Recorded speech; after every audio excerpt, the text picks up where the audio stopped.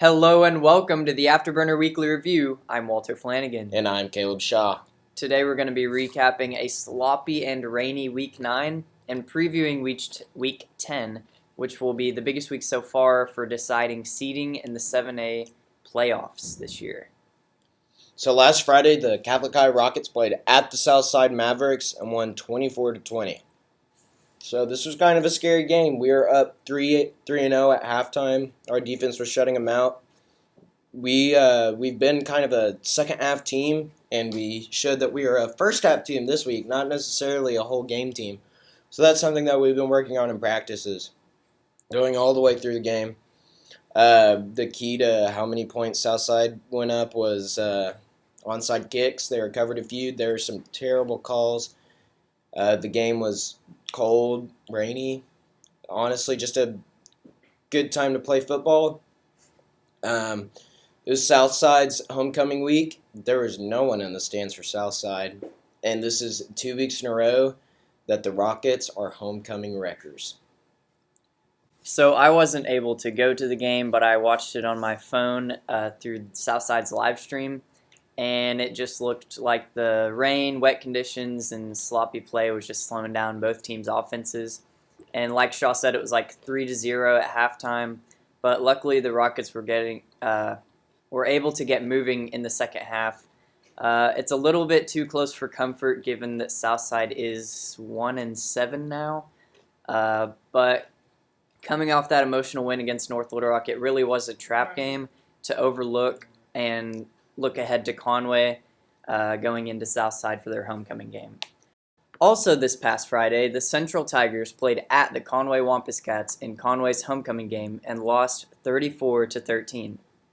I actually live in Conway, so I was able to watch this game on TV. The game was a lot like the Catholic Southside game. I think it was like 7-0 for the first half. I think that's how the first half ended. Regardless, it was very close. It was really rainy, and both teams kept it on the ground a lot. And then when they did throw the ball, their receivers were dropping pretty much wide open passes on both sides. Conway got the offense going really fast. All of a sudden, I left to go get some Sonic, came back, and Conway was up like 34-7 or something. So it was a good 10 minutes where they just went on a run, and Central's offense couldn't keep up. Central's better than their record, and they're better than they have been in the past, but still by no means elite. Conway moved to 6-2. Central moved to 4-4. Conway has scored 197 points and allowed for 142 points. Central has scored 238 points and allowed for 245 points. So this past Friday, the Northside Grizzlies played at the North Little Rock Charging Wildcats. They lost 42-25. The Charging Wildcats were coming off of a 41-21 homecoming loss to the Rockets. Pretty big deal for the Rockets. Tough loss for the Wildcats. The Wildcats are now 5-3 overall and 4-1 in the 7A Essential. They have scored 162 points and allowed 174 points. So obviously, coming into this game, you expected North Little Rock to put up a lot of points, and they were able to do that, coming off that really tough loss, kind of a chip on their shoulder win here. But North Little Rock this year just hasn't been as good as I thought they were going to be. They had that bad record at the beginning of the season, and a lot of people were talking about, this team's trash, whatever. I didn't see that because they were playing these teams that were like ranked highly in Oklahoma, Tennessee, and Louisiana. But I think similar to Conway this year, North Little Rock just doesn't have the talent they had in the past. So the Grizzlies are 2-6 overall and 0-5 in the 7A Central. They have allowed 224 points, and they have scored 198.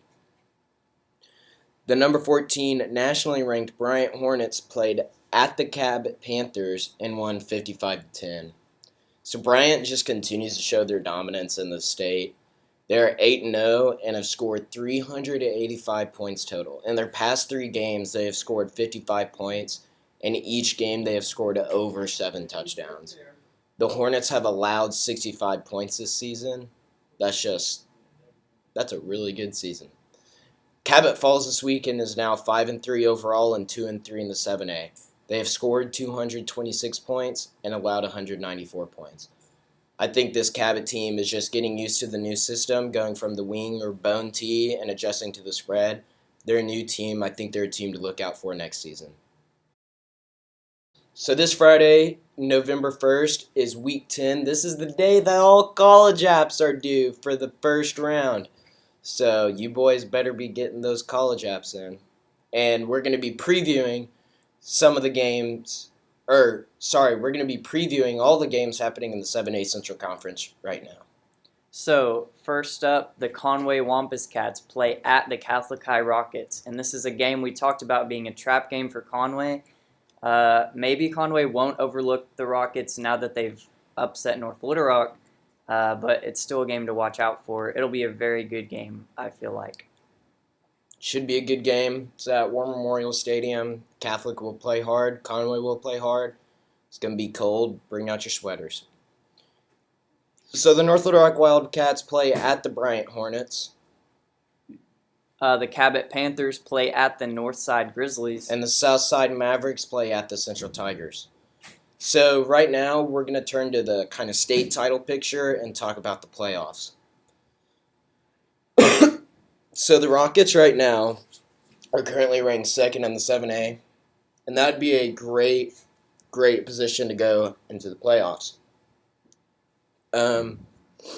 So we can do that by winning against Conway and winning against Central. So we got to win out to keep that second spot if Bryant stays ahead. If Bryant gets upset, I still think they'll be number one. There's not really much to say. They're just a fantastic team this year. But if you look at the overall rankings, Bryant is ranked first. Bentonville is ranked second. Bentonville West is third, and Little Rock Catholic is actually fourth in the 7A. And what this means for the playoff picture is that the first-ranked teams and the second-ranked teams are split off, and they are in their own bracket. So then the 7A West and the 7A Central are basically split up if there's a 7A West team in second place and a 7A Central team in first. So each team has their own bracket, and then the second place team in the conference goes to the opposite. So let's say right now the Rockets are ranked fourth in the state. We would most likely go to Bentonville. I think it's Bentonville's conference, or Bentonville West, whichever one is going to be ranked second. Whereas Bentonville West is going to go to Bryant's conference or bracket. So right now, if you're looking at a second and fourth place overall finish in the state, you're not going to be playing Bryant in the semifinals. You'd most likely be playing Bryant in the state finals. So, I mean, and Bryant could be upset, but that's probably not going to happen. So the Rockets are kind of shooting for a second in the state or keeping that fourth in the state. Third in the state is a hard place to be because you're playing Bryant eventually if you keep winning your games. So it'd be interesting to see. I don't think the Rockets, if they lost to Conway this weekend, would try and take the game against Central. That's Principal's Cup. That's a big rival. But we'd have a pretty tough playoff if we finish third. But I do think that the Rockets will beat Conway this weekend and beat Central the next weekend. And I think the Rockets will finish second in 7A and second in the state of Arkansas and will be going up against, will be in the bracket opposite of Bryant. So we're now going to take a look at Max Prep's Arkansas Top 25. At number 1, we have Bryant, who's 8-0. Number 2 is Bentonville, who is also 8-0. Number 3 is Little Rock Christian Academy, who is 8-0. Number 4 is Bentonville West, who's 6-2. Number 5 is Pulaski Academy, who's 6-2. Number 6 is Greenwood, who's 7-1. Number 7 is Conway, who are 6-2. Number 8 is Catholic, who's 6-2. Number 9 is Lake Hamilton, who's 8-0. Number 10 is Harrison, who's 8-0. Number 11 is North Little Rock, who's 5-3. And number 12 is Cabot, who's 5-3. So Searcy is number 13 there, 7-1. Number 14 is Arkadelphia. They are 7-1. 15 is Fayetteville. They are 4-4. 16 is Springdale Harbor. They are 5-3. 17 is Montmel. They are 7-1. 18 is Shiloh Christian. They are 8-0. Number 19 is Little Rock Robinson. They're 7-1. Number 20 is Jonesboro. They're 6-2. Number 21 is Benton. They are 5-3. Number 22 is Valley View out of Jonesboro. They're 8-0. Number 23 is Nashville. They are 7-1. 24 is Little Rock Central. They are 4-4. And coming in last at number 25 is Valonia. They are 5-3. So we've also made our own top 10 rankings for the 7A conference. They are as follows. So we have Bryant at number 1, who's 8-0. There's basically no argument there. Bentonville at number 2, who's 8-0. Also very little argument there. 2 8-0 teams, and Bryant has scored way more points than Bentonville this season and allowed way less. Number 3 is actually Bentonville West right now. They're 6-2. And they've just looked a little bit better than Catholic all around in their games, I think.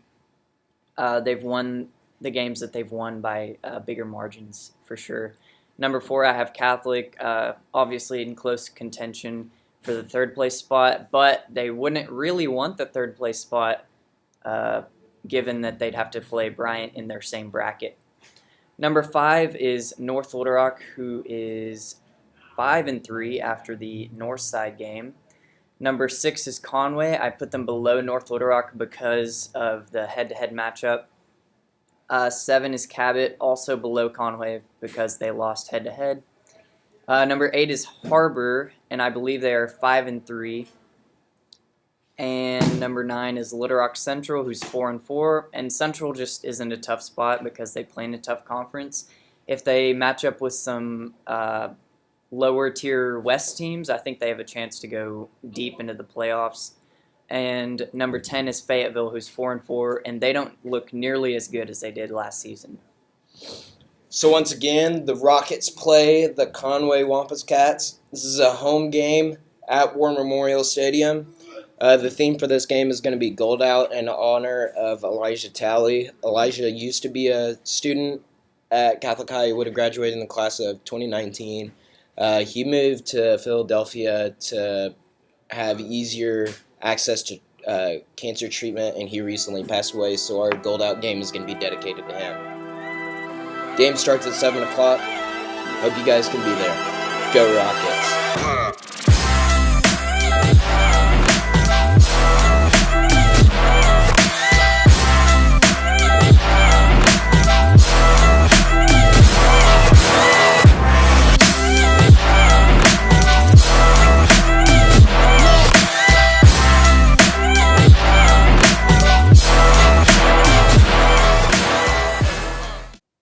The Afterburner is a student-led podcast series that covers sports at Catholic High. It is written, directed, produced, and edited by Walter Flanagan and Caleb Shaw. Thank you to the Catholic High Student Journalism Department for allowing us to use their online platform to post content. The Afterburner can be found at liftoffnews.com.